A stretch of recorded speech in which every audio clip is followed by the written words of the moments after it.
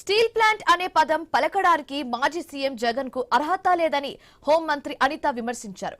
కార్మికులు ధర్నా చేస్తుంటే ఒక్కరోజు కూడా వాళ్ల వద్దకు వైసీపీ అధినేత వెళ్లలేదని చెప్పారు. వైసీపీ హయాంలో విశాఖకు ఉక్కు శాఖ మంత్రిని తీసుకొచ్చారా అని ప్రశ్నించారు అనిత. స్టీల్ ప్లాంట్ ను రక్షించింది తామేనని అనిత స్పష్టం చేశారు. ప్రమాదంలో మృతి చెందిన కాంట్రాక్ట్ కార్మికుల కుటుంబ సభ్యులకు శాశ్వత ఉద్యోగం కల్పిస్తామని హామీ ఇచ్చారు అనిత.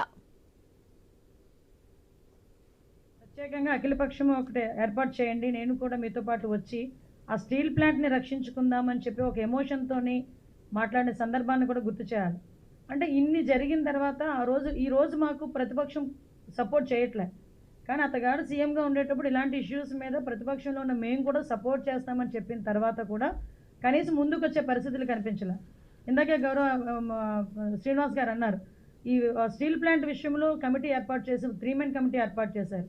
3 మెన్ కమిటీ కూడా అల్లాటప్ప కమిటీ ఏమీ కాదు. అలాగని వాళ్ళ స్టీల్ ప్లాంట్లో ఉన్న ఎంప్లాయీస్తో కమిటీ ఏర్పాటు చేయాలి. బయట స్టీల్ ప్లాంట్ కంపెనీలు, ఐ థింక్ బొకారో అనుకుంటా, ఆ కంపెనీ స్టీల్ ప్లాంట్కి సంబంధించిన ఒక 3 మెన్ కమిటీని ఏర్పాటు చేసి వాళ్ళు నివేదిక ఇచ్చిన తర్వాత అసలు ఎందుకు ఈ దుర్ఘటన జరిగింది, ఆ దుర్ఘటన జరగడానికి బాధ్యులు ఎవరు, వాళ్ళందరి మీద చర్యలు తీసుకోవడం ఒక ఎత్తు అయితే ఫర్దర్గా జరగకుండా చూసుకోవాల్సిన బాధ్యత. ప్రత్యేకంగా అఖిలపక్షం ఒకటి ఏర్పాటు చేయండి, నేను కూడా మీతో పాటు వచ్చి ఆ స్టీల్ ప్లాంట్